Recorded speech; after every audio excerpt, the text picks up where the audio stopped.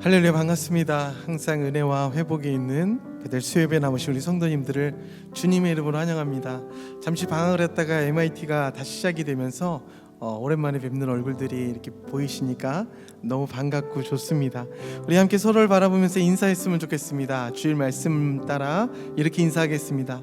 샘으로 나아가 양심을 씻읍시다 라고 인사할까요? 샘으로 나아가 양심을 씻읍시다. 샘으로 나아가서 양심을 씻읍시다. 우리 예수 그리스도의 보혈의 샘으로 나아가 오늘도 우리의 죄가 씻겨지고 더러워진 양심이 씻겨지고 다시 한번 통곡의 눈물을 주셔서 회복해 하시는 은혜가 우리 가운데 가득할 줄 믿습니다. 오늘도 우리 예배 가운데 임재하시고 우리 가운데 큰 은혜를 주신 하나님께 영광의 박수 올려드리며 찬양하며 나가겠습니다. 손뼉치며 찬양합시다.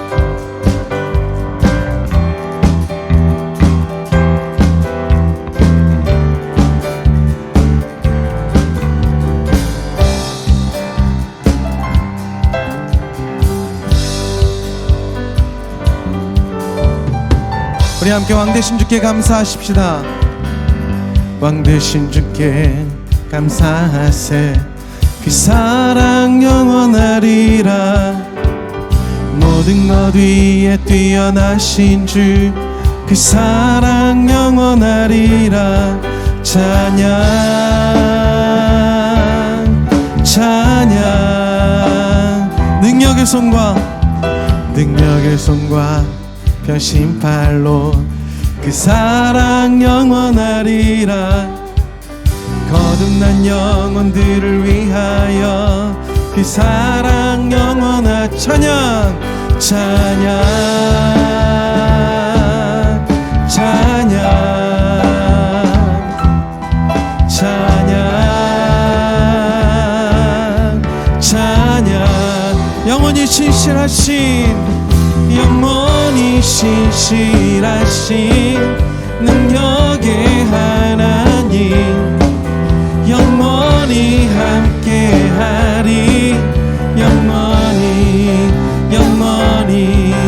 영원히 신실하신 능력의 하나님, 영원히 함께하리. 영원히 해가 뜰 때부터 질 때까지, 해 뜨는 데서 지는 데까지 그 사랑 영원하리라. 주 은혜로 우리 걸어가리. 그 사랑 찬양 찬양. 할렐루야. 찬양 찬양 찬양 찬양. 영원히 신실하신 능력의 하나님, 영원히 함께하리. 영원히 신실하신 능력의 하나님, 영원히 함께하리. 영원히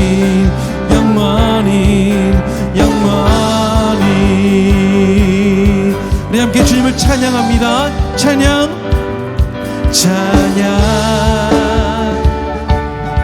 찬양 찬양 찬양. 다시 한번 찬양 찬양 찬양 찬양 찬양 찬양. 우리 목소리 높여.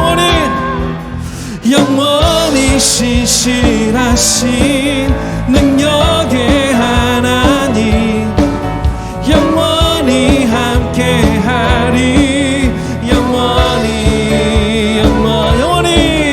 영원히 신실하신 능력의 하나님, 영원히 함께하리. 영원. 너 근심 걱정 마도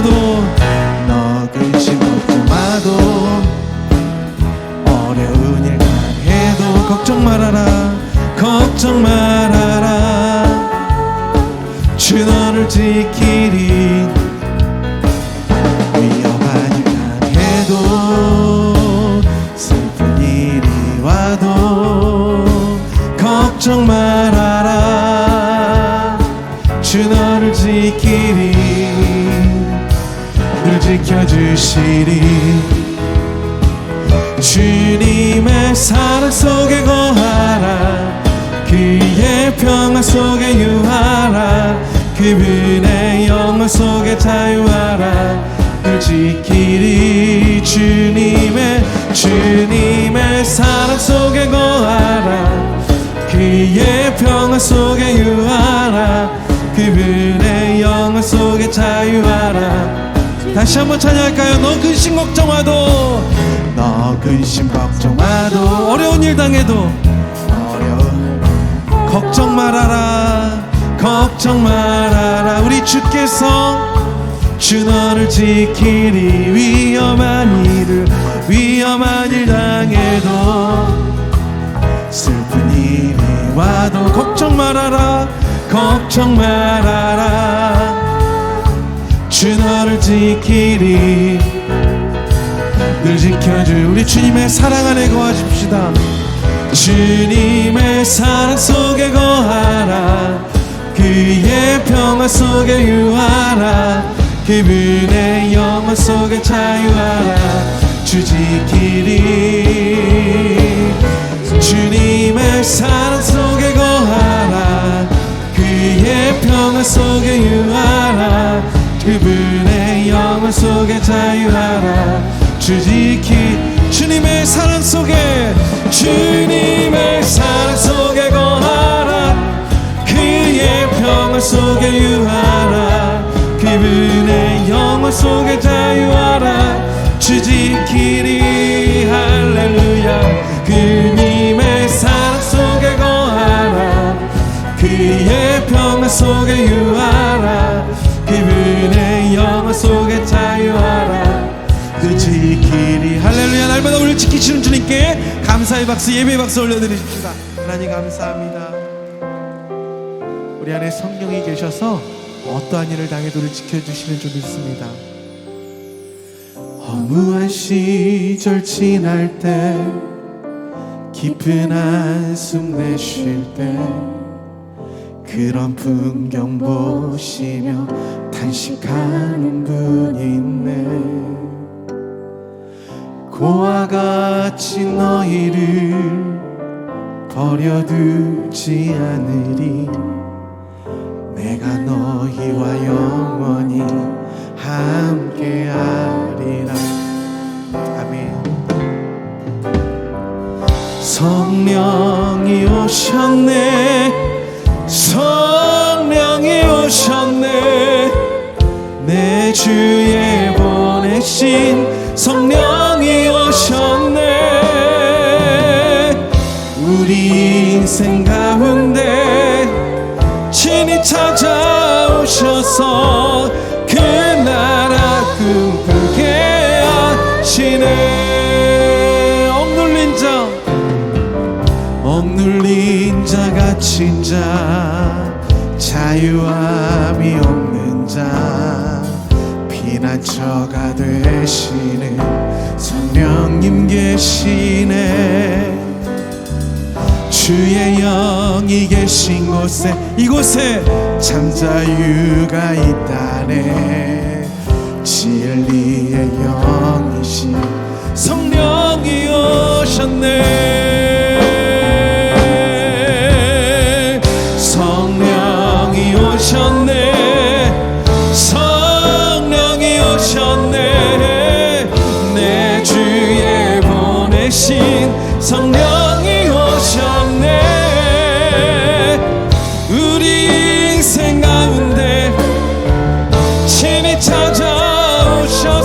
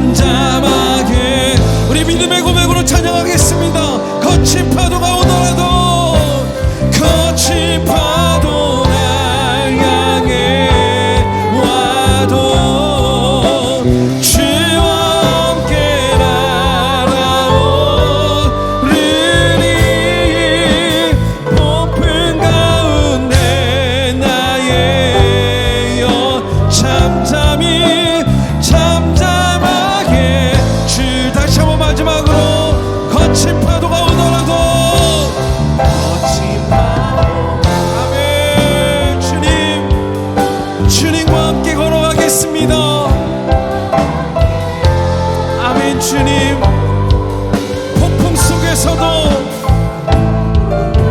우리의 영혼을 지키신 하나님을 의지하겠습니다. 잠잠하게 주를 보. 어떤 상황 속에서 잠잠하게 주를 보. 폭풍 속에 계신 분들 잠잠하게 주를 보리라.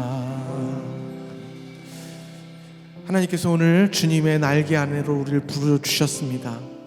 하나님께서 오늘 이 시간 폭풍에 있던, 거친 파도 속에 있던 주를 잠잠하게 바라보는 자들에게 응답하시고 오늘도 구원하여 주시고 오늘도 은혜 주셔서 하나님의 크신 은혜가 우리에게 미칠 줄 믿습니다. 이 시간에 기도할 때 하나님, 오늘 주님과 함께 다시 한번 날아오르겠습니다. 오늘 다시 한번 은혜를 부어주시고 주님 저에게 말씀하여 주시고 주님 오늘도 저의 손을 붙들어 주셔서 다시 한번 지쳐있는 무릎과 우리의 모든 것들이 힘을 얻고 하나님을 향하여 날아오를 수 있는 예배로 저를 붙들어 달라고 우리 다 함께 예배를 놓고 주여 한번 부르며 간절히 기도하며 나갑시다. 기도합니다. 주여. 오늘도 하나님 아버지 주님 앞에 나왔습니다. 오늘도 말씀 가운데 나오기를 원합니다. 하나님의 말씀에 깊이 들어가기를 원합니다. 오늘도 주를 하나님 아버지 우리의 영혼이 다시 한번 주를 주님을 의지하며 바라보며 나아갑니다. 주님의 말씀 하나님 안에서 아버지 오늘도 하나님의 크신 능력이 우리와 함께 하여 주시고 하나님의 높으신 그 말씀으로 우리를 날아오르게 하여 주시옵소서. 주님 잠잠하게 담대하게 주를 바라보게 하여 주시고 주께 집중하게 하시고 하나님의 말씀이 이루어지는 순간이 가장 우리에게 안전한 순간임을 알게 하여 주시옵소서. 주님 감사합니다. 오늘도 말씀하여 주시고 하나님의 말씀 사랑과 능력으로 함께 하여 주시니 감사합니다. 하나님 아버지 우리에게 다시 한번 은혜의 하나님 아버지 이 시간 주님의 성령으로 충만케 합니다. 하나님 아버지 감사합니다. 죄로 인하여 죽었던 우리들을 예수 그리스도의 보혈로 다시 살려주시고 우리가 살아가는 인생 중에 다 썩어가지만 이렇게 썩지 아니하는 순간을 하나님 앞에 나와 예배드릴 수 있는 영원한 은혜를 허락하여 주시니 감사를 드립니다. 아버지 하나님, 오늘도 우리가 주님 앞에 나와 하나님을 예배할 때에 우리가 신령과 진리 안에서 예배하길 원합니다. 하나님께서 우리에게 주신 말씀, 아버지 하나님 정말 우리에게 간구와 은총의 영을 허락하여 주셔서 통곡의 은혜를 우리에게 회복하심으로 말미암아 예수 그리스도의 샘, 그 보혈의 샘에서 우리의 더러워진 양심과 우리의 더러워진 죄를 씻음으로 말미암아 하나님께서 세상이 흔들 수 없는 은혜를 다시 세우심을 경험하기를 우리가 원합니다. 하나님 오늘 예배 또한 그 은혜를 우리에게 허락하여 주시고 하나님 우리의 하나님이 되어 주시옵소서. 아버지 하나님, 세상이 갈수록 발전하는 것 같지만 하나님이 계시지 않는 인생은 아무리 기술이 발전하고 경제가 발전하여도 그들의 마음속에 하나님 짐승과 같이 살 수밖에 없는 존재임을 우리가 세상을 통하여 보고 있습니다. 하나님 변하는 세상에 눈을 돌리지 않게 하여 주시고 우리가 살아계신 하나님의 말씀을 바라보는 영안을 열어주셔서 하나님 세상이 어떠하든지 흔들리지 않는 영원한 진리이신 예수 그리스도를 바라보며 살아가는 은혜를 우리에게 허락하여 주시옵소서. 아버지 하나님, 그리하여서 우리 교회에 허락하신 이 말씀 부흥의 운동을 허락하여 주셨는데 어린아이부터 노인에 이르기까지 매일 큐티하며 하루에 우리에게 주시는 말씀을 따라 살아가는 것이 우리 베델 모든 성도들의 상식이 되게 하여 주시고 그 상식이 세상을 이기는 유일한 기름을 경험하는 일들이 우리에게 있게 하여 주시옵소서. 아버지, 계속해서 우리에게 주신 하나님 은혜의 때를 우리가 보내고 있습니다. 하나님, 특별히 VIP를 맞이하여서 우리가 맞이하기 전에 일주일 동안 특별 새벽 기도회로 나아가고 있는데 하나님, 더군다나 우리가 민수기를 읽어가며 하나님께서 그 믿는 자들의 수를 세시며 그들을 구원의 방주 안으로 부르시는 것을 바라보며 나아갑니다. 주님, 모든 성도들이 하나님께서 계수하시는 그 계수 안에 들게 하여 주시고 하나님 모든 성도들이 그 진영 안에서 하나님을 기뻐하는 새벽 예배와 헵시바 일천이 되게 하여 주시옵소서. 하나님, 다음 세대를 준비하는 교회로 세우셔서 계속해서 젊은이들과 또 우리 주일학교가 부흥하게 하시니 감사를 드립니다. 이는 단순한 사람의 수적인 부흥이 아니라 이 시대를 우리에게 맡겨주신 줄 믿습니다. 하나님 말씀이 살아서 모든 아이들에게, 다음 세대들에게 하나님의 말씀이 신비에 새겨지고 그들의 삶에 새겨짐으로 말미암아 우리 아이들이 이 세상 가운데 하나님의 살아계심을 드높이는 다음 세대들이 되게 하여 주시옵소서. 특별히 세우신 베델 클래식컬 아카데미 가운데 성령 성령의 기름을 부어주셔서 하나님 시작은 작은 것 같지만 머지않아 그날에 우리가 하나님이 예비하셨던 많은 열매들을 보는 날이 오게 하여 주시옵소서. 하나님, 우리 주성필 목사님 오늘 마지막 시리즈 설교를 우리가 듣게 됩니다. 하나님, 오늘 그 말씀 가운데 함께 하여 주셔서 듣는 모든 자들이 아멘함으로 말미암아 그 말씀이 우리의 삶에 하나님의 능력이 보여지는 예배로 말씀으로 인도하여 주시고 세우신 목사님 위에 하나님의 크신 능력과 강건하심으로 성령의 충만하심으로 덧입혀 주시옵소서. 오늘의 예배를 주님 앞에 올려드리오며 예수 그리스도의 이름으로 기도하옵나이다. 아멘.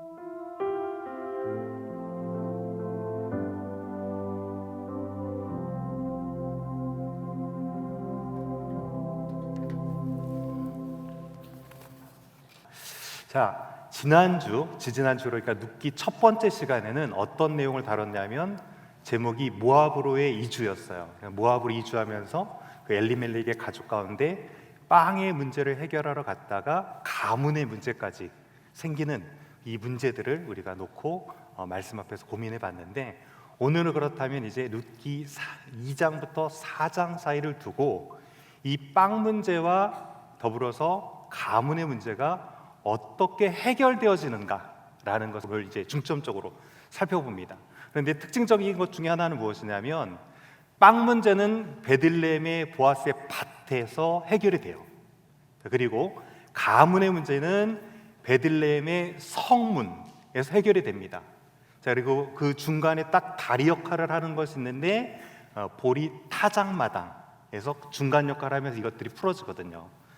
하나님께서는 이렇게 세 군데의 장소를 통해서 그 모든 것들을 회복시켜 주시는데, 그래서 오늘은 크게 회복이라는 주제 아래에서 세 가지로 하나님의 채워주심, 더불어서 덮어주심, 끝으로 갚아주심이라는 이 세 가지 키워드를 가지고 장소적인 것들과 맞물려 가지고 오늘 룻기를 이제 정리해 보기를 원합니다.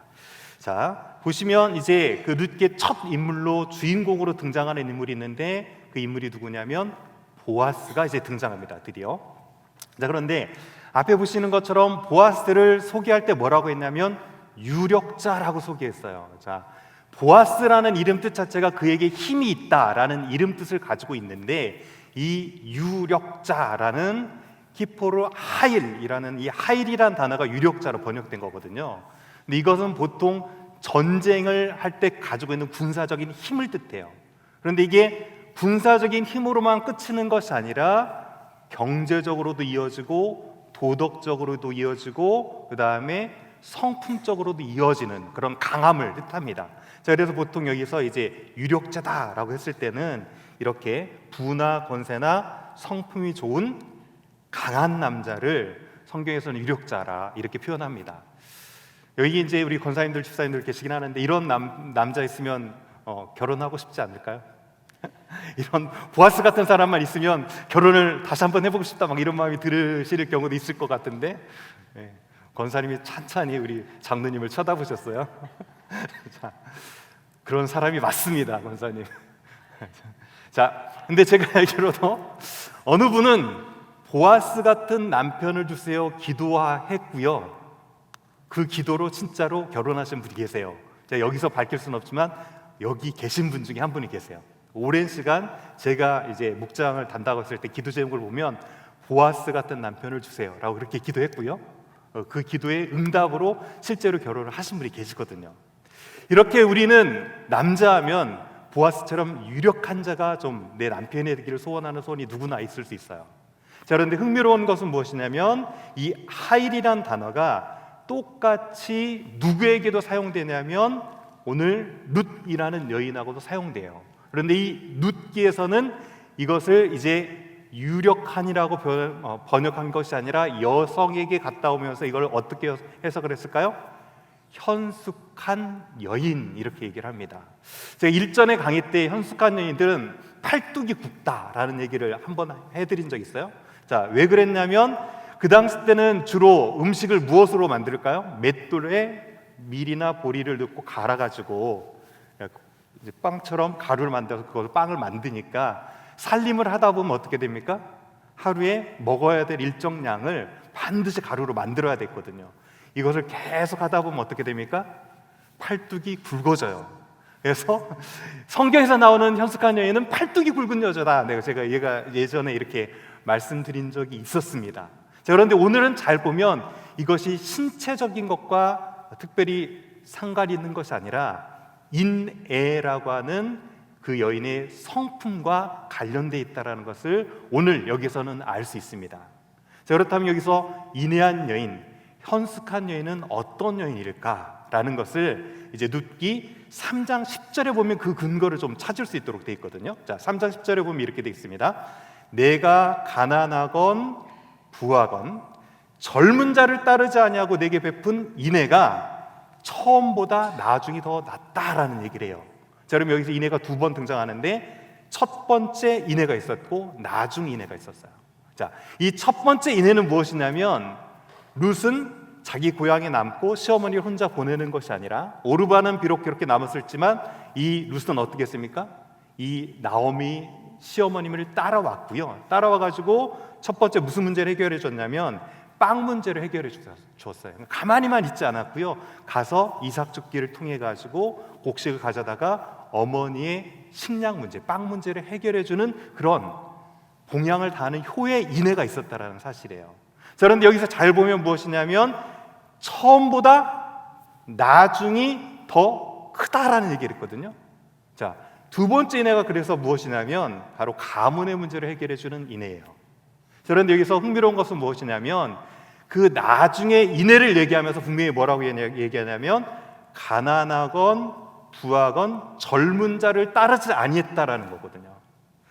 충분히 젊은 자와 결혼을 해가지고 가문의 문제를 해결해 줄 수 있었음에도 불구하고 너는 그렇게 하지 않고 나 기업 물을 자인 보아스 같은 자와 계대 결혼을 하길 원하는 이것이 정말 큰 인애라고 했거든요.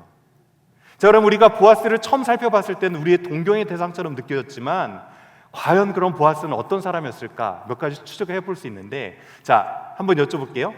보아스는 결혼을 한 사람이다, 안 한 사람이다? 어떻게 생각하세요? 기혼자이다, 아니면 미혼자이다? 어떻게 생각하세요? 보아스 기혼자, 뭐 그런 데 있고요. 자, 근데 대부분 얘기하기를 독신 가능성은 없다고 표현을 해요. 자, 그런데 독신하지 않은 상태에서 결혼하면 둘째, 셋째를 이렇게 맞아들이는 것 자체가 그 당시 때 문제되지는 않았지만 성경적으로 볼 때 그것들이 덕스럽지 않으니까 유대인들은 이것을 어떻게 해석하냐면 룻이 베들레헴으로 오는 순간 어떻게 됐다? 보아스의 아내가 죽었다. 이렇게 해석을 해요. 그래서 얼마든지 결혼해도 문제가 되지 않은 것처럼 보아스에게 흠집을 내지 않으려고 합니다. 자, 그런데 그가 독신이었을까 아니었을까는 알 수 없어요. 정확히 알 길은 없습니다. 그런데 추정컨대 독신 가능성은 제로였을 가능성이 높다라는 말씀을 드립니다. 자, 그렇다면 여기서 또 한 가지는 보아스의 나이는 몇 살 정도 됐을까요? 보아스의 나이. 자, 흥미로운 건 뭐냐면 보아스가 룻을 부를 때 뭐라고 부르냐면 따라 이렇게 부르거든요. 읽어보시면 알겠지만, 자, 따라 불렀어요. 그러면 세대 차이가 난다는 얘기예요. 자, 그래서 유대인들은 이 보아스의 나이를 몇 세로 보냐면 80세로 봐요. 갑자기 이제 보아스가 막 여러분의 동경의 대상에서 막 멀어지시나요? 돈이 있어도 오히려 더 그런가? 나이 많고 돈 많은 사람 뭐 더 원하시나요? 아무튼 그런데 이 보아스는 80세 정도로 보지만 일반적으로는 몇 세로 보냐면 룻이 한 16세경에 결혼했다고 보고 일찍 결혼했다고 보고 10년이 흐른 시점이니까 26살, 그리고 나서 한 세대를 20살로 보면 보아스는 45세 이상은 충분히 넘었을 20살 정도 차이가 나는 그런 사이였다라고 일반적으로 얘기를 합니다. 아무튼 이렇게 보아스와 룻은 하일이라는 단어에서 유력한 자와 현숙한 자로 묶어져 있었다라는 사실을 제가 말씀드리고 있는 거고요. 자, 그렇다면 이제 구체적으로 나오미 인생 가운데 텅 비었던 것들을 하나님께서 어떻게 채워가시는가 우리가 이제 보자고 했는데 그 첫 번째 장소가 어디냐면 바로 보리밭이에요. 자, 보시면 그 당시 때 보리밭처럼 이렇게 돼 있고 현대 컬러풀한 사진이 있는데 이 사진은 어디냐면 베들레헴에 가면 목자들의 들판이라는 곳이 있어요. 벳사우르라는 마을인데요. 이 마을의 이름 뜻은 밥을 지키는 마을이라는 곳이고 목자들이 예수님이 처음 탄생했을 때 그 별을 보고 지키고 왔던 동방 박사들을 맞이했던 곳에 가보면 목자들의 들판 교회가 있고 그 들판에서 나가서 그 교회에서 나가서 찍으면 바로 이 사진이 나오고 저쪽 가운데 좀 이렇게 있는 이제 푸른 곳이 아마 보아스의 밭이었을 것이다라고 추정됩니다. 자, 이제 이 밭에서 어떻게 하나님께서 그것을 채워 나가시는지 이제 구체적으로 한번 살펴볼 텐데요. 자, 보시면 룻기 2장 3절이 이렇게 시작됩니다. 룻이 가서 베는 자를 따라 밭에서 이삭을 줍는데 우연히 엘리멜렉의 친족 보아스에게 속한 밭에 이르렀다. 자, 여기서 사용된 단어가 우연이라는 단어예요. 우연히 가다 보니까 엘리멜렉의 밭에 갔다라는 표현이에요. 자, 믿는 자에게 아니면 우리에게 우연이란 있습니까 없습니까? 의견이 막 나눠져요. 한 자리에서도 있다 없다 이렇게 나눠지는데 자, 잘 생각해 보십시오. 자, 우연이라는 것은 무엇이냐면 이렇게 사전을 찾아보니까 이렇게 돼 있어요. 아무 인과관계 없이 뜻하지 않게 일어나는 일을 우연이라고 하고요. 그럼 필연은 무엇이냐면 사물의 관련이나 이의 결과가 반드시 그렇게 될 수밖에 없다라는 것을 필연으로 얘기합니다. 자, 여러분의 인생은 우연의 삶을 살아가십니까? 아니면 필연의 삶을 살아가십니까? 여기에 근데 우연이라는 단어가 성경에 쓰였거든요. 우연히 믿음과 관계되지 않은 것에 표현된 것이 아니라 성경 안에서 룻이 우연히 엘리멜렉의 밭에 갔다라고 얘기하거든요. 우리 인생의 관점에서 보면 우연처럼 펼쳐지는 일들이 있다라는 사실이에요. 그렇지만 하나님의 작정은 변합니까? 변함이 없습니까? 하나님의 작정만큼은 불변이거든요. 하나님의 작정 안에서는 우연은 있지 않는 거죠. 자, 그런 면에서 하나님께서는 우리의 우연마저 어떻게 하신다? 섭리하셔서 그분의 뜻을 이루어 가신다는 사실이에요. 때로 우리가 우연히 당하는 일들 같고 그 일들이 내게 왜 있는지 모르지만 실은 우연도 하나님의 섭리의 방편 중에 하나이다 라는 사실입니다.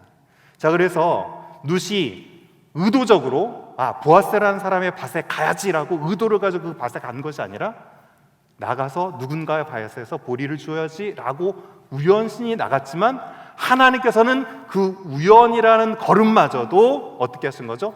사용하셔서 당신의 뜻을 펼쳐가지고 계신다는 사실이에요.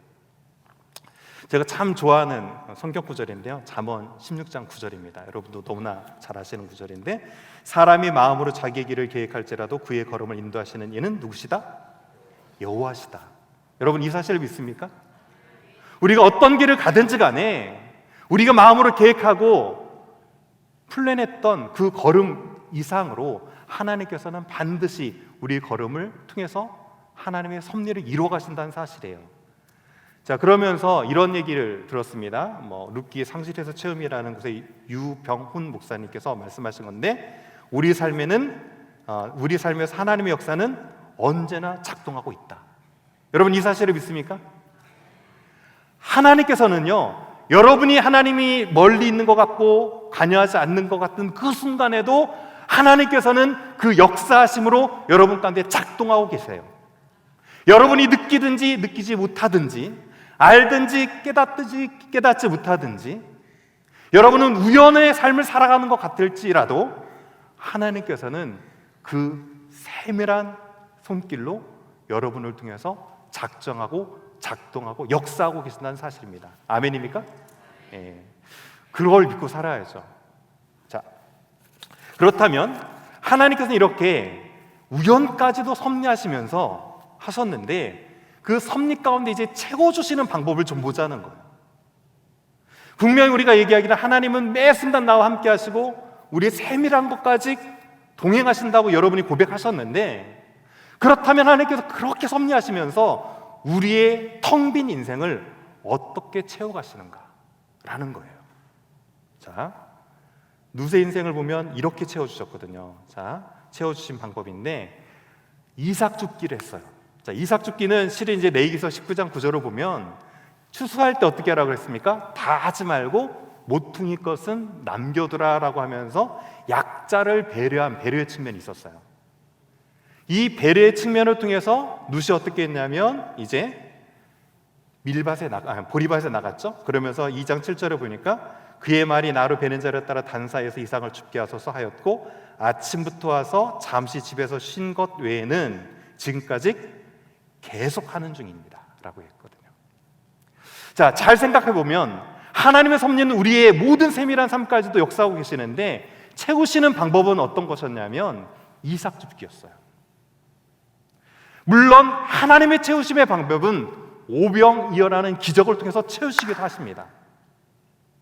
그런데 우리가 정말 인생의 공고한 삶을 살아갈 때 그렇게 채우시기도 하지만 하나님의 채우심의 방법은 로또, 복권에 당첨되는 식이 아니라 우리가 성실한 삶에서 이삭을 줍는 이 이삭 줍기의 삶의 방식을 통해서도 하나님의 은혜는 우리 삶 가운데 채워주고 있다는 사실이에요.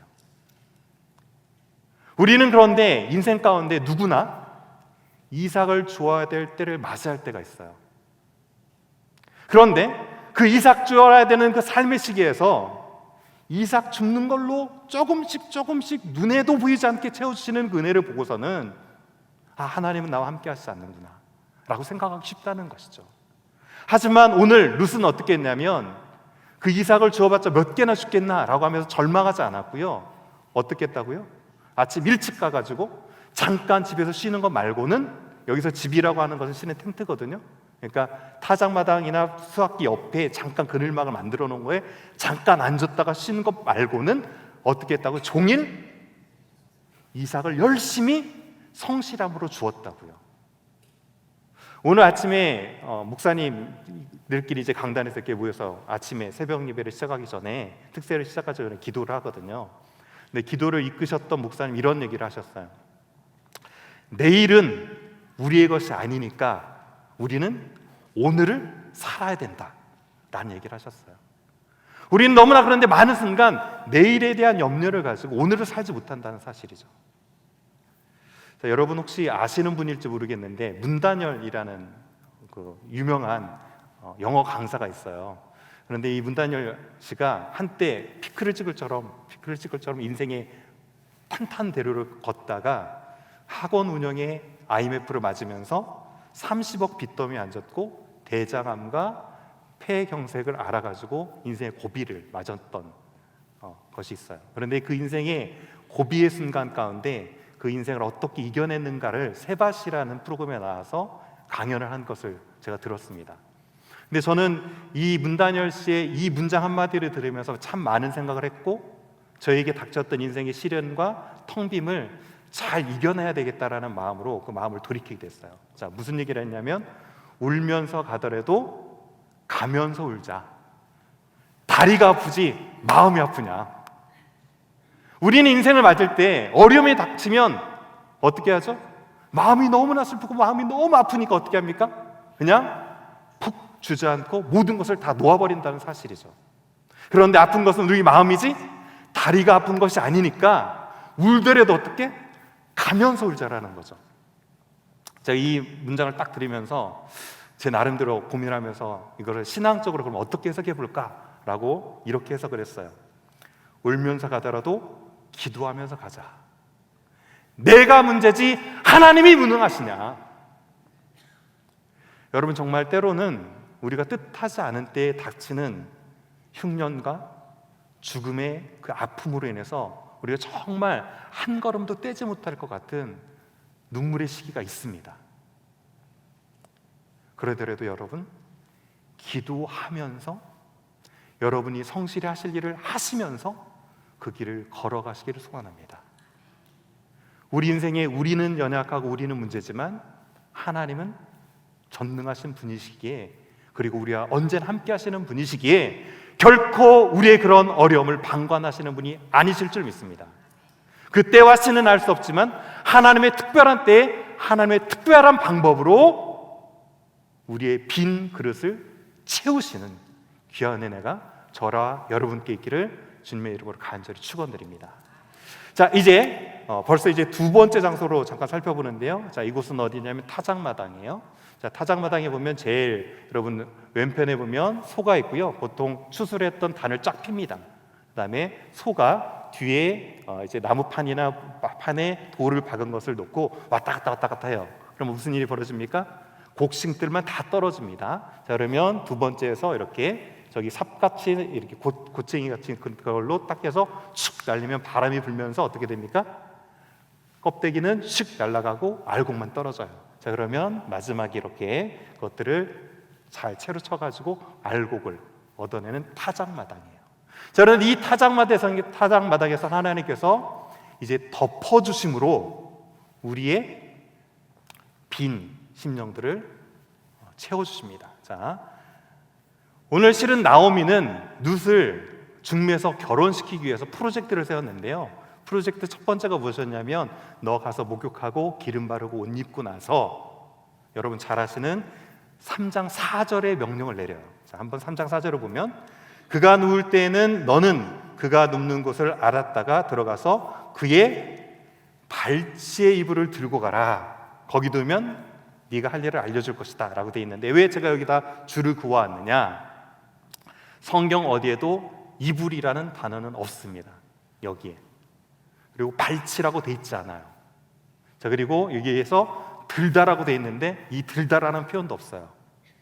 자, 그럼 어떻게 되어 있냐면 원어적으로는 다리를 벗기고 라고 되어 있어요. 근데 이 다리를 벗기고를 우리 정서에 맞게 그냥 발치의 이불을 들고 라고 했거든요. 자, 왜 이렇게 했냐면 여기에서 제가 다리로 번역한 단어는 마르겔로트라고 하는 단어고 룻기에 5번 쓰였고요. 그 다음에 다니엘서에 1번밖에 안 쓰였어요.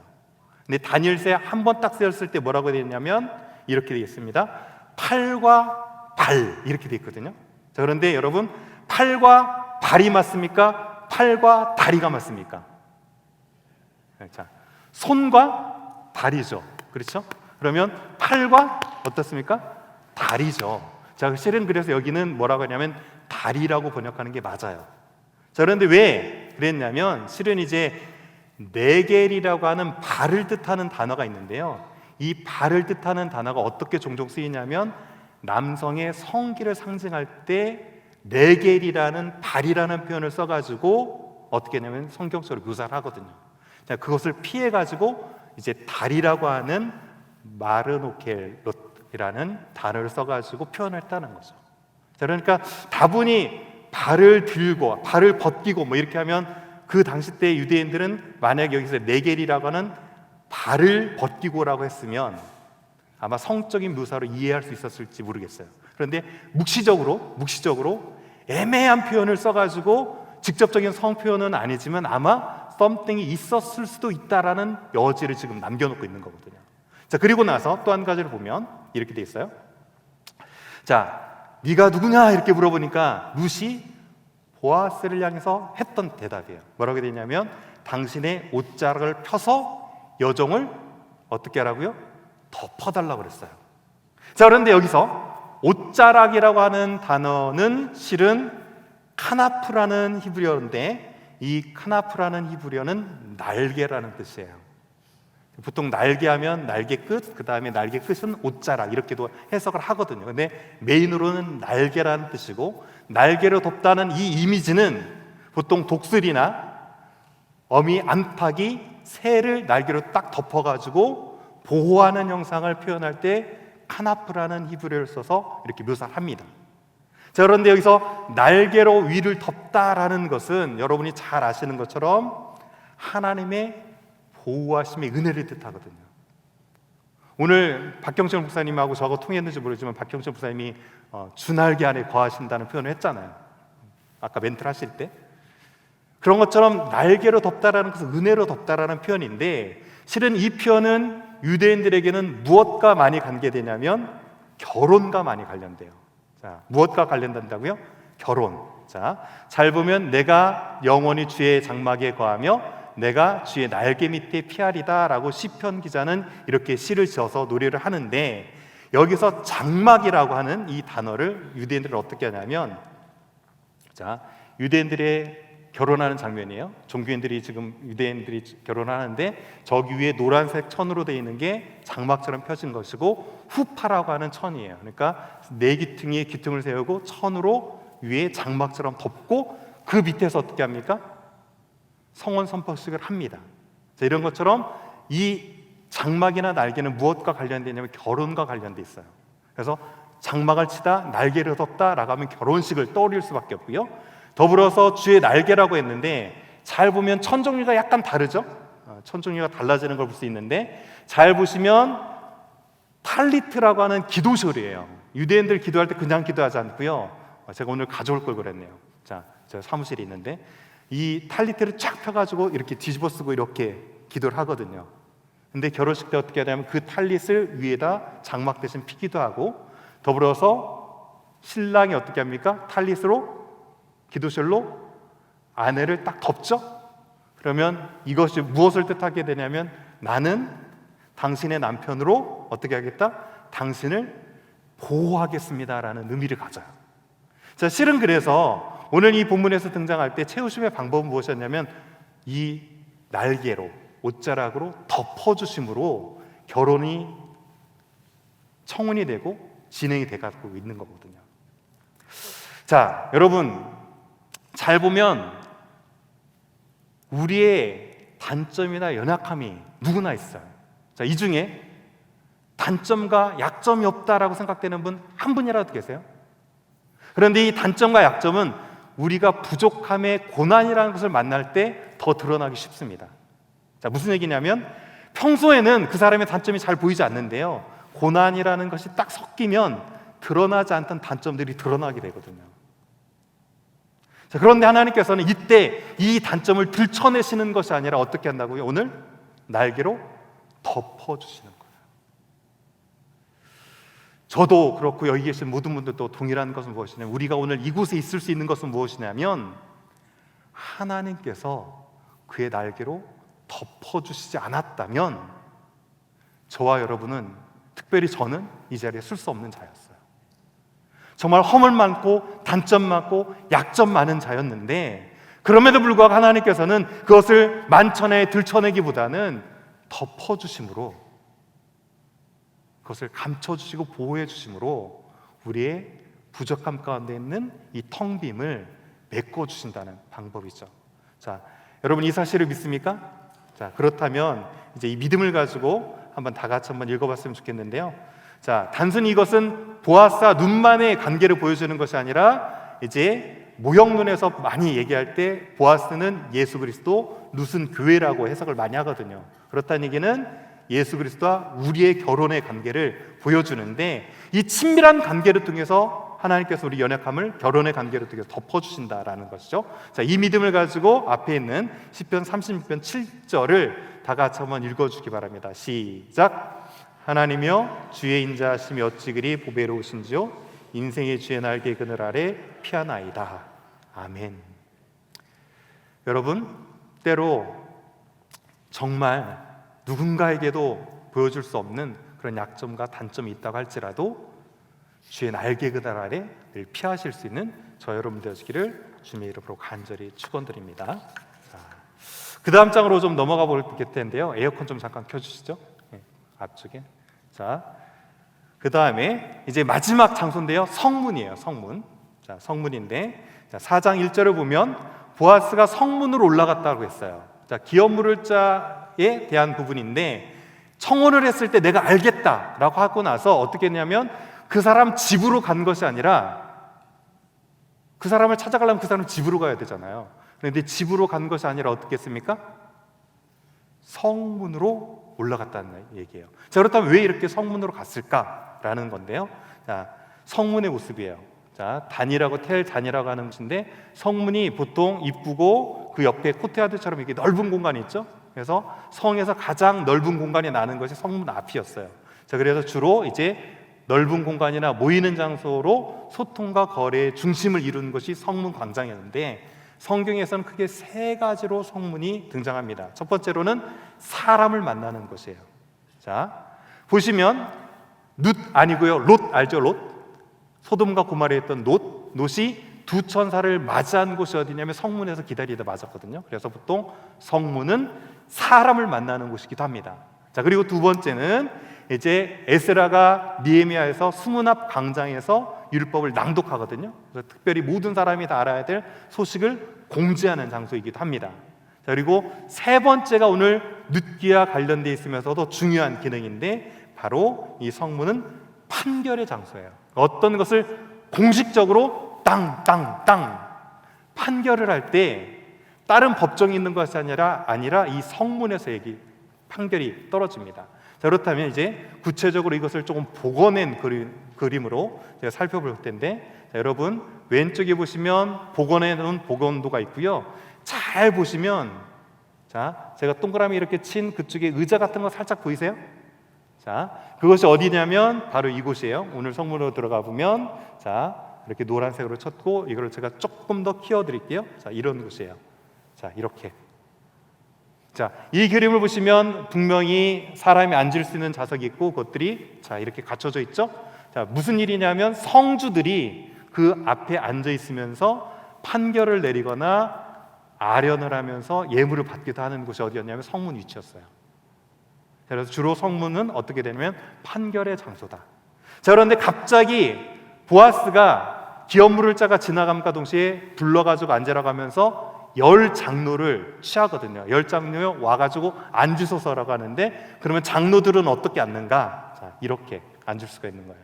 자, 그러면 그 앞에 쭉 지금 11명이긴 합니다. 제가 모 교회 왔을 때 이제 조금 안내해드렸던 적이 있는데, 그때 장로님들 한번 쭉 앉아보세요라고 하니까 쭈르륵 앉았어요. 그 다음에 맨 왼쪽에 계신 분이 그 교회 담임 목사님입니다.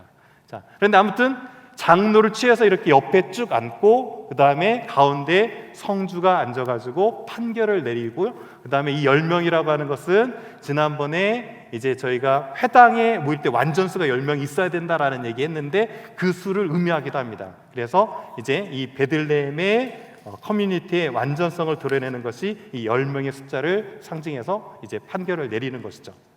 그런데 제가 말씀드릴 때 이제 여기서 가장 룻기에서 살펴봐야 될 것이 무엇이냐면 고엘이라고 하는 기업물을 짜가 룻기에서 너무너무 중요합니다라는 얘기했어요. 자, 그래서 이곳 안에서 기업물을 짜게 판결이 떨어진 이 과정을 통해서 여러분 성경의 많은 것 중에 116번 중에 22번이 룻기에서 고엘이라는 제도에 대한 단어를 썼거든요. 그래서 오늘은 이제 마지막으로 고엘이라고 하는 기업물을 짜에 대한 제도를 제가 잠깐 정리해드리면서 대단원으로 이제 마지막 마무리를 해볼까 합니다. 자, 고엘이라고 하면 뜻은 무엇이냐면, 자, 값을 치르고 무르다 내지는 구속하다, 그러니까 리딤한다는 뜻인데요. 값을 치르고 무르다라는 뜻이 있어요. 자, 그런데 세 가지를 물어야 돼요. 자, 고엘이라고 하는 세 가지가 있습니다. 첫 번째가 무엇이냐면 피 무르기 책임이에요. 자, 피를 부른다는 것은 무엇이냐면 이제 친척 중에 무고히 살해된 자가 있어요. 그러면 그 자를 그대로 두는 것이 아니라 이제 그것을 가서 대신 물러줘야 돼요. 그래서 그 고엘 핫담이라고 그러는데 핫담이 이제 피라는 뜻이고요. 근데 여호수아에서 보면 이것을 뭐라고 하냐면 피의 보복자라는 것으로 해석을 했거든요. 자, 실은 그런데 더 정확한 것은 피의 보복자가 아니라 피의 구속자라는 뜻이 맞아요. 그래서 실은 친척 중에 하나가 어떠한 이유 없이 무고하게 누구에게 공격을 받아서 죽었다면 대신 가서 그 피값을 갚아주는 것. 그래서 피 무르기 책임이 있어요. 자, 두 번째로는 몸 무르기 책임이 있습니다. 자, 몸 무르기는 어떤 의미냐면 이제 재정적인 빚을 갚지 못해가지고요, 이 사람이 노예로 팔려가요. 그럼 친척은 손 놓고 있는 것이 아니라 기업물자에 해당되는 자는 어떻게 되냐면 돈을 치르고 어떻게 됩니까? 그 사람을 데려와서 자유를 다시금 주도록 하는 이 몸무르기 제도가 있습니다. 자, 그런데 오늘 룻기에서 관련된 건 세 번째인데요. 세 번째인데 바로 땅 무르기 책임이에요. 자, 어떤 이유에서든지 땅을 팔거나 땅을 빼앗겼을 때 이제 그 땅을 찾아와야 되는데 이 땅 무르기 책임에 대해서는 세 가지의 간단한 원칙이 있는데 하나하나 간단히 빨리 정리해 보면, 첫 번째, 땅은 타인에게 영원히 팔 수 없습니다. 그러니까 잠시 임대주가 잠시 팔 수는 있지만 영원히 팔 수 있는 것이 아니에요. 자, 두 번째는 무엇이냐면 반드시 그것을 다시 가가지고 되사올 수 있어요. 우리는 팔기 싫어라고 하면 안 팔 수 있잖아요. 다시 안 돌려줘라고 하면 다시 안 돌려줘도 되잖아요. 그런데 이것을 반드시 되사올 수 있습니다. 그리고 끝으로 일정 기간이 지났는데 그 빚을 다 못 갚아주면 50년이라고 되는 희년이 선포되면 그 땅은 어떻게 됩니까? 원 주인에게 돌아가도록 돼 있어요. 자, 제가 왜 굳이 이렇게 복잡하게 세 가지 타인에게 영원히 팔 수 없고 팔았다 하더라도 다시 물을 수 있고 희년이 되면 원소유주에게 돌려줘야 되는가라고 하는 이 땅 무르기 제도에 대해서 구체적으로 설명했냐면, 이 땅 무르기를 잘 보면 이 구엘 제도의 목적을 알 수 있기 때문에 그래요. 자, 구엘 제도의 주된 목적은 무엇이냐면 사람이나 재산을 원상태로 되돌려주는 거예요. 그래서 그 사람의 생명이 됐든 자유가 됐든 땅을 보호하는 것이 1차적인 목적이에요. 자, 그런데 이것을 원상태로만 돌려주는 것에 목적이 포인트가 있느냐? 아니요, 저는 이것을 묵상하면서 잘 곰곰이 생각해 보니까 또 다른 목적 하나가 있는데, 자, 여러분, 생명이 됐든 자유가 됐든 우리가 가지고 있는 재산의 땅이 됐든 이 모든 것이 누구 겁니까? 우리는 우리 것인 것처럼 착각하면서 때로 거래도 하고 무르기도 하지만 이 모든 것이 원상태로 돌려진 이 과정을 통해서 그것은 너희 것이 아니라 이 모든 것은 원칙적으로 생명이든 자유든 재산이든 누구의 소유다? 하나님의 소유다라는 것을 이 고엘 제도를 통해 가지고 메시지로 담아서 말씀해주고 있다라는 사실이죠. 자, 그런데 오늘 흥미로운 것은 무엇이냐면 이 기업 물을 자에 이제 이름이 등장해요. 자, 제가 블랭크를 해놨는데 자, 보십시오. 보아스가 성문으로 올라가서 거기 앉아 있더니 마침 보아스가 말하던 기업 물을 자가 지나가는 자라. 보아스가 그에게 이르되, 누구를 불렀습니까? 이름이 뭐냐면 아무개예요. 아무개여, 이리 와서 앉으라 라고 했어요. 자, 그런데 왜 이렇게 아무개가 됐을까라고 해보면 기업 물을 책임을 이 사람이 다 지지 않았거든요. 그러니까 이름이 등장하지 않으면서 아무개, 여보개 뭐 이런 식으로 바뀐 거죠. 자, 그런데 이렇게 이름을 기록하지 않은 이유를 곰곰이 생각해보면, 첫 번째, 보아스가 그 사람 이름을 몰랐다. 뭐 타당한가요? 그런데 그럴 수도 있고, 보아스는 설령 알았을지 모르지만 지금 이 룻기를 쓰고 있던 룻기 기자는 그 사람의 이름을 몰랐다라고 해석할 수도 있죠. 자, 그 다음에 두 번째, 이렇게 해석할 수 있어요. 이름을 기록해 놓으면 어떻게 됩니까? 아무개의 자손은 기업을 무르지 않았어 라고 하면 후대에 어떻게 됩니까?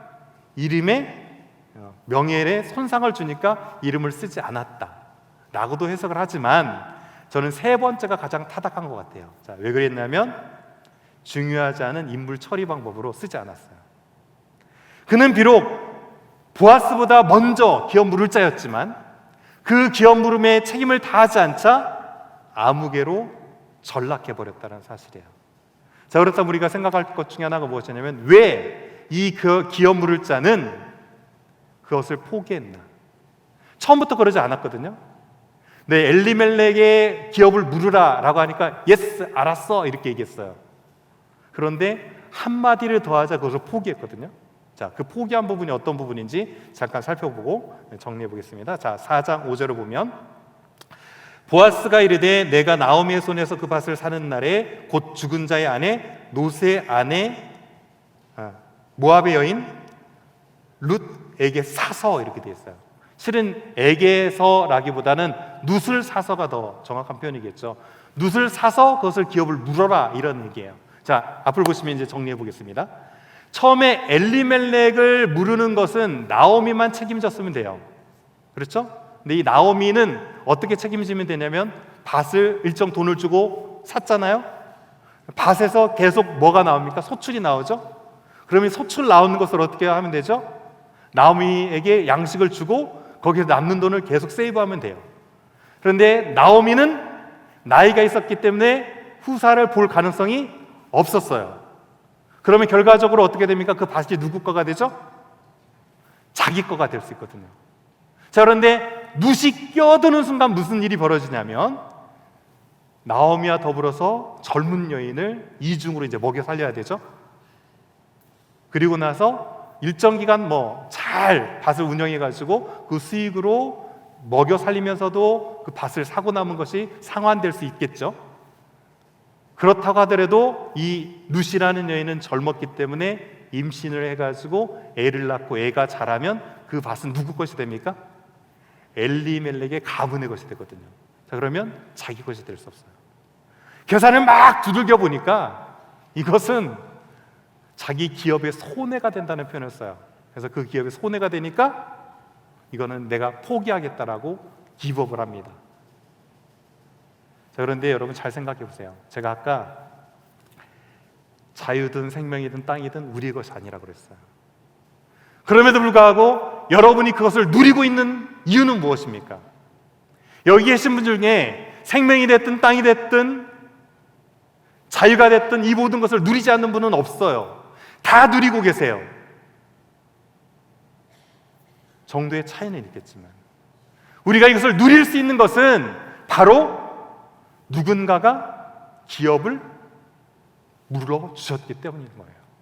우리는 우리 것인 양 다 누리고 있지만 우리가 이것을 누리는 이유는 우리에게 어떤 특정한 권리가 있기보다는 우리를 대신해서 기업 물어주신 분이 계신다는 사실이에요. 킴 켈러 목사님의 탕자 하나님이라는 책이 있어요. 근데 탕자 하나님이라는 책인데 영어로는 탕자 하나님이 어떻게 되냐면 The Prodigal God이라 해요. Prodigal 하면 어떤 의미가 있냐면 무모할 정도로 씀씀이가 해픈 내지는 남김없이 다 써버리는 이라는 의미가 있어요. 우리 하나님은 어떤 하나님이냐면 무모할 정도로 저와 여러분을 위해서 당신의 것을 허비하고요, 의의 모든 것을 다 쓰실 정도로 해서 우리를 대신 사주시는 기업 물을 자가 되셨다는 사실이에요.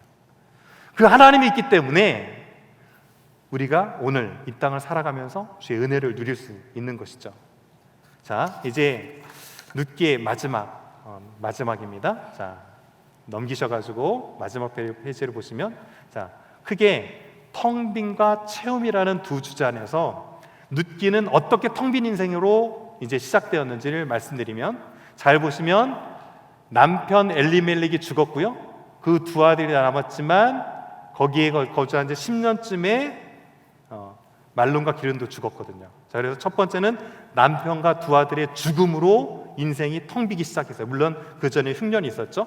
자, 그리고 나서 10년쯤에 두 아들이 죽었는데, 10년쯤에 두 아들이 죽었다는 얘기는 10년간 후사가 있었다 없었다? 없었다. 무자했던 거예요. 그래서 룻기의 전반부를 보면 죽고 슬프고 장례식 분위기밖에 없습니다. 그래서 이렇게 텅 비었고 생명이 태어나는 역사는 없었어요. 자, 그런데 이제 반전이 일어나기 시작하는데 하나님께서 이것을 어떻게 채워가시는가라는 부분을 보면 4장 13절인데, 자, 이에 보아스가 룻을 맞이하여 아내로 삼고 그에게 들어갔더니 여호와께서 그에게 임신하게 하심으로 그가 아들을 낳았어요. 잘 생각해 보십시오. 우리는 쉽게 아들을 낳았네 이렇게 생각할지 모르지만 이 룻이라는 여인은 말론이라고 하는 남편 사이에서 무려 10년이나 애가 없었어요. 10년이나 애가 없다가 보아스를 맞이하자마자 애를 임신하게 됐다는 것은 하나님의 섭리와 역사가 아니면은 어쩌면 설명할 수 있는 방법이 없어요. 자, 그리고 흥미로운 건 무엇이냐면 17절에 보면 그의 이웃 여자들이 이제 그 난 아이에게 이름을 지어주되 누구에게서 아들이 태어났다라고 노래했을까요? 자, 나오미에게서 그 아들이 태어났다고 얘기하거든요. 분명히 아들을 낳은 것은 누굽니까? 룻인데도 불구하고 성경은 누구에게서 아들이 났다? 나오미에게서 아들이 났다. 왜 이렇게 했을까요? 나오미 인생의 텅 빔을 어떻게 했다? 하나님께서 룻을 통해서 아들을 주심으로 채워주고 있는 것을 간접적으로 묘사하고 있는 것이죠. 자, 그리고 이제 이렇게 오벳의 탄생을 통해서 낳고 기쁘고 결혼식으로 이어지는 이런 분위기로 바뀌면서 잘 보시면 10년간 무자했는데 이게 정확하게 10이라는 숫자로 맞물려 떨어지면서 베레스부터 다윗까지 족보가 기록되는데요, 그 족보의 인원수를 다 세보면 몇 명일까요? 10명이에요. 10명. 자, 그래서 10년간 무자했던 것이 10이라는 숫자로 다시금 채워지는 이 체험의 역사를 보여주고 있다는 사실이죠. 자, 이제 여러분 눕기의 마지막을 우리가 앞두고 있는데, 눕기의 마지막 소원이자 그 마지막 단어가 무엇일까? 라는 것이에요. 자, 눕기 4장 18절을 보면 베레스의 게브라 쭉 이어지면서 세 보시면 10명이 되고요, 22절 오벳은 이새를 낳았고 이새는 누구를 낳았다라고 마침표를 딱 찍을까요? 다 윗을 낳았다라고 되어 있어요. 우리말 성경으로는 낳았더라가 마지막으로 되어 있지만 실은 히브리어 성경의 마지막 단어는 낳았더라가 아니에요. 마지막 단어가 어떤 단어일까요? 다윗이라는 단어가 마지막으로 와요. 이렇게 되어 있어요. 배 오베드 홀리드 앳 이샤이, 배 이샤이 홀리드 앳 다비드. 다윗이 가장 마지막 단어로 왔다라는 거예요. 사사기야 사무엘서의 조각겹질까지 단단한 이것에 눕기는 진주와 같다라고 했는데, 이 진주가 바로 무엇이었다? 다윗이라는 왕이었다라는 것으로 사무엘의 문을 열어가는 거죠. 자, 그런데 여기서 이 다윗의 출생과 엘리멜렉의 출생에 중요하게 공통되는 단어가 있어요. 자, 눕기 1장 2절을 보면 엘리멜렉을 소개할 때 이렇게 소개합니다. 어디 출신으로 소개합니까? 유다 베들레헴 에브라 사람이다라고 엘리멜렉을 소개해요. 자, 그리고 나서 사무엘상 17장에 보니까 누구를 소개할 때 또 유다 베들레헴 에브라 사람이라는 것을 인용해 옵니까? 다윗은 이라고 되죠. 그래서 다윗 또한 어디 출신이다? 유다 베들레헴 에브라 사람이다라는 것으로 단어를 이어오고 있어요. 자, 그리고 나서 이제 결정적인 한 방이 남아 있는데, 그 한 방이 뭐가 있냐면 바로 미가서예요. 미가서 5장 2절을 보면 이렇게 되어 있습니다. 베들레헴 에브라다, 에브라다가 엘브라다하고 똑같은 단어거든요. 에브라다의 야 너는 유다 족속 중에 작을지라도 이스라엘을 어떨 자가? 다스릴 자가 그곳에 나온다라는 사실이에요. 자, 그러면 정리해보면 엘리멜렉을 보면 누가 보여야 됩니까? 장차 쭉 가서 다윗이 보이고, 다윗이 보이면 누가 보여야 됩니까? 장차 오실 메시아 예수 그리스도를 볼 수 있도록 해주는 책이 어떤 책이다? 바로 눕기이다 라는 사실이에요. 실은 그래서 눕기는 룻 여인의 효성이나 룻 여인의 보아스의 사랑, 그리고 나오미 가정의 채워짐뿐만 아니라 더불어서 무엇을 표현하고 있냐면, 피폐해져서 사사시대를 지냈던 텅 빈 이스라엘이 장차 그들을 긍휼히 여길 다윗을 통해서 어떻게 메꿔 나가실 것인가를 보여주고, 이것을 보면서 장차 우리는 무엇을 볼 수 있도록 해준 것이죠? 우리 인생의 텅 빔을 채워나가실 예수 그리스도를 바라볼 수 있도록 해주는 책이 무슨 책이다? 바로 여러분이 지난번과 이번 주에 저와 같이 살펴본 눕기의 핵심 주제 중에 하나다라는 사실입니다. 여기에 여러분 혹시 인생의 텅 빔을 지금 이 순간 통과하고 계시는 분이 계십니까? 여기에 이삭 줍기를 지금 하지 않고서는 삶을 이어갈 수 없는 공감이 있는 분이 계십니까? 그렇다면 우리는 누구를 봐야 되죠? 룻의 소망이요 희망이었던 바로 예수 그리스도를 바라봐야 된다는 것이죠. 자, 마지막으로 한번 다 같이 읽어봤으면 좋겠습니다. 시작. 우리의 텅 빔을 십자가에서 채워주시고 덮어주시고 갚아주신 분, 회복의 그 이름 예수 그리스도. 아멘입니까? 이 이름 붙들고 우리 인생의 텅 빈 가운데 채워주시고 덮어주시고 갚아주시는 그 은혜의 예수 그리스도로 말미암아 회복되어지는 놀라운 은혜와 축복이 저의 삶과 여러분의 삶 가운데 가득하기를 주의 이름으로 간절히 축원드립니다. 자, 이제 이 마음 가지고 다 같이 한번 찬양해 봤으면 좋겠는데요, 정말 우리가 도저히 우리 인생 가운데 있는 연약함과 텅 빔을 우리 힘으로 채울 수 없을 그 순간들이 있는데, 오늘 주님께서 말씀하시기를 나는 너희를 위해서 모든 것을 다 허비하게도 내 아들을 그 십자가에 내어주면서까지도 그것들을 채워주고 덮어주고 갚아주기를 원한다 라고 말씀하고 계십니다. 주님, 우리 인생에 이런 텅 빔을 오늘 예수 그리스도의 이름을 부르며 찬양할 때 주님께서 직접 채우시는 놀라운 성령의 역사가 우리 심령 가운데 있을 수 있도록 주님 역사하사라는 마음 가지고 약할 때 강함 대신에 다 같이 한번 찬양합니다. 약할 때 강함 대신에 나의 보배가 되신 주 나의 모든 것 주 안에 있는 보물을 나는 포기할 수 없네.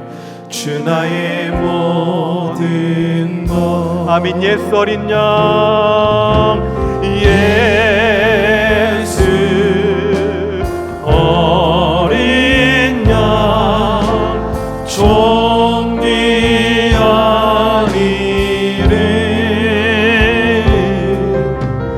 예수 어린 양 종기 아니래. 십자가 죄 사셨네. 십자가 죄 사하셨네. 주님의 이름 찬양해. 주 나의 모든 것. 쓰러진 나를 세우고 나의 빈잔을 채우네. 주 나의 모든 것. 아멘. 예수 어린 양, 예수 어린 양 종기 아니래. 예수 어린 양 종기. 다시 한번 예수 어린 양 능력의 이름을 찬양합니다. 예수 어린 양 능력의 이름. 예수 어린 양 능력의 이름. 능력의 이름. 예수 어린 양 능력의 이름. 이 시간 다 같이 한번 기도합시다. 하나님, 이 시간 우리의 부족함을 채워주옵시고 우리의 연약함을 덮어주시고 우리의 죄값을 갚아주시는 그 은혜를 우리가 할구하며 주님을 찬양하며 나갑니다. 우리의 모든 것을 아시는 주님, 주님만이 하실 수 있사오매 이 아침에 아버지 이 예배를 통해서 아버지 주 앞에 부르짖을 때 회복되어지는 놀라운 은혜가 주님으로 말미암아 있게 하소서 하는 마음 가지고 다 같이 한번 주여 부르짖고 다 같이 한번 기도합니다. 주여. 아버지 하나님, 우리 인생은 부족한 것 구석이요, 우리의 인생은 너무나도 연약한 것 구석이요, 우리의 죄와 아버지 인생은 죄하로 넘어진 것들 구석이요. 아버지 하나님, 아버지 하나님, 주님께서 채우시고 덮으시고 아버지 갚으시는 이 놀라운 은혜를 통하여서 아버지 나오의 가족이 이 아버지 베들레헴으로 여기 문화에 오게 돌아왔을 때 회복시켜 주셨던 것처럼 아버지 부르짖는 자들의 그 심령의 아픔과 심령의 연약함과 심령의 부족함과 심령의 아버지 죄악함과 심령이 넘어짐을 하시는 주님께서 채우시고 아버지 갚으시는 놀라운 은혜를 주여 회복되어지는 놀라운 은혜가 있을 수 있도록 주님 붙들어 주옵소서. 그 어느 누구에게도 아버지 말하지 못하는 기쁜 축복을 가운데 있습니까? 아버지 이상 죽기를 해야 되는 것 같은 공부한 삶에 아버지 하나님 어려움 가운데 있는 자들이 있습니까? 아버지 하나님, 아버지 하나님 그 이상 죽지 않은 그리스도의 없으니 주님을 알아보며 성실히 그 길을 걸어가게 하시고 그 길을 걸어가는 자 가운데 주의 놀라운 은혜를 덮으시는 은혜가 있을 수 있도록 주님 붙들어 주시길 간절히 소원하며 기도합니다. 주여 함께 하소서. 주님 붙들어 주시옵소서. 이 시간 모든 것들을 되돌아보면 이 모든 것이 하나님의 은혜였습니다. 은혜가 아니고서는 우리는 살아갈 수 없는 자들이고 은혜 아니고서는 우리가 이곳에 있을 수 없는 자들입니다. 덮으시는 은혜, 채우시는 은혜, 갚아주시는 그 은혜, 그 모든 것이 하나님의 은혜였음을 이 시간 찬양하면서 우리 가운데 주셨던 은혜를 잠시 생각하며 찬양했으면 좋겠어요. 내가 누려왔던 모든 것들을 내가 누려왔던 모든 것들이 내가 지나왔던 모든 시간이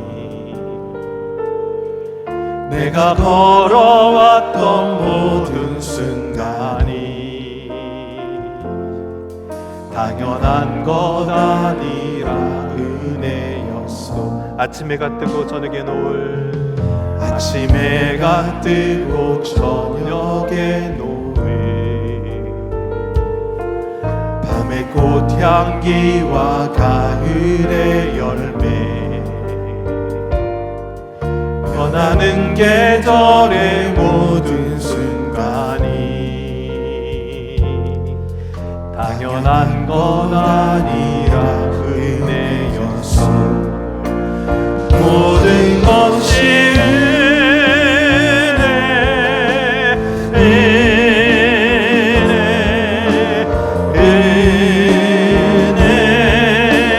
한없는 은혜. 내 삶에 당연한 것 하나도 없었던 것을 모든 것이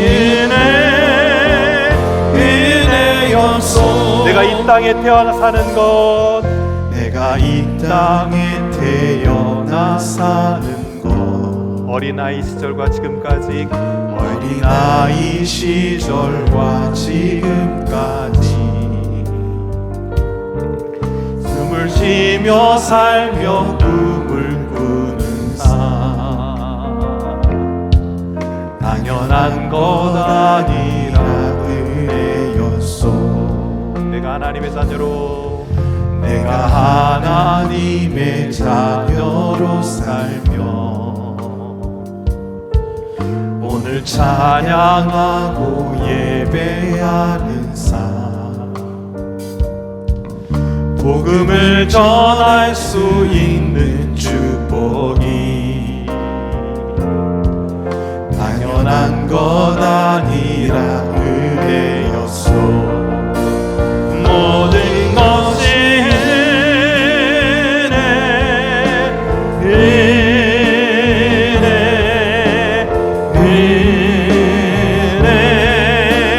한없는 은혜. 내 삶에 당연한 것 하나도 없었던 것을 모든 것이 은혜였소.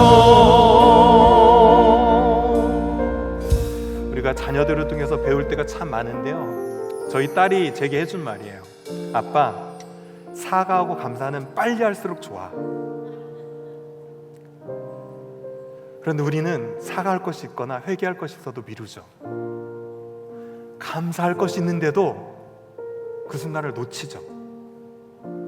여러분이 모든 것이 하나님의 은혜라고 고백한다면 이 아침에 그 은혜에 감사할 수 있기를 소원합니다. 더불어서 그 은혜로 느껴지는 것들이 채워지면 감사하다가 그것들이 사라지면 불평한다면 우리는 어쩌면 소위 은혜라고 불렀던 것들을 사랑한 것이지 그 은혜를 주시는 하나님을 사랑한 것이 아닐 수 있거든요. 그분을 향해서 사랑합니다, 우리 마음을 다해서 고백했으면 좋겠어요. 은혜 주신 것 감사하고 나 같은 자를 붙들어 주신 것 감사해서 주님 사랑합니다라고 고백할 수 있기를 간절히 소원합니다. 우리 마음의 중심을 다해서 1, 2분 정도 이 감사의 고백과 사랑의 곡을 그분께 드리는 시간 잠시 갖도록 하겠습니다. 기도하시겠습니다. 하나님 아버지, 그렇습니다. 되돌아온 모든 것이 하나님의 은혜였고 감사의 조건이었음에도 불구하고 모든 것을 너무나 당연히 여기고 있었던 우리의 정신의 모습을 봅니다. 주님, 아버지 하나님 감사합니다. 아버지 하나님 주여, 아버지 하나님 그것 때문에 주님을 사랑하는 것이 아니라 주님의 아버지 하나님, 주님께서 우리 아버지 되어주심에 감사할 수 있는 저희들이 되어주시기를 간절히 원합니다. 주님 사랑합니다. 주님 사랑합니다. 어제보다 오늘 더욱더 주님을 사랑하게 하시고 오늘보다 내일도 주님을 사랑할 수 있는 삶을 살아갈 수 있도록 주님 들어주시고 채워지는 것들이 조건이 되어지는 것이 아니라 그 조건 때문에 주님을 사랑하는 것이 아니라 그 모든 것이 없을지라도 아빠 아버지 되시는 그 하나님 때문에 그 하나님만을 사랑할 수 있는 저희들이 되어주시고 주님을 들어주기를 간절히 원합니다. 주님 역사하시옵소서. 내가 하나님 힘들어하고 있는 것도 은혜요. 하나님 내가 모든 것을 하나님 피곤해하는 것도 은혜요. 내가 주님 앞에 나와 주님을 섬길 수 있는 것도 은혜요. 하나님의 일들을 감당하며 나아가는 것도 은혜요.